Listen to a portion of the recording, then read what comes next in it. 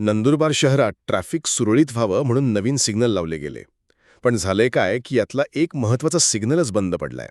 आणि आता नागरिकांसाठी ही एक मोठी डोकेदुखी ठरते. तर पहिली गोष्ट म्हणजे शहरातली सगळ्यात वर्दळीची जागा, नवापूर चौफुली. तिथला नदीन सिग्नल तब्बल 15 दिवसांपासून बंद आहे.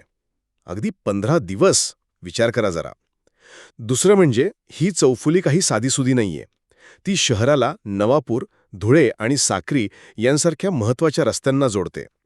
त्यामुळे होते काय की सिग्नल बंद असल्यामुळे चारही बाजूंनी गाड्या येतात आणि तिथे रोजच्या रोज प्रचंड वाहतूक कोंडी होते.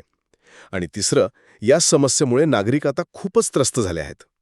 त्यांनी प्रशासनाकडे ही सिग्नल यंत्रणा तात्काळ दुरुस्त करून पुन्हा सुरू करण्याची मागणी केली आहे. थोडक्यात काय, तर वाहतूक सुरळीत करण्यासाठी बसवलेली नवी सिग्नल यंत्रणाच आता नवापूर चौफुलीवर मोठ्या वाहतूक कोंडीचं कारण बनलीय आणि नागरिक त्यावर तातडीने उपाययोजना करण्याची मागणी करत आहेत.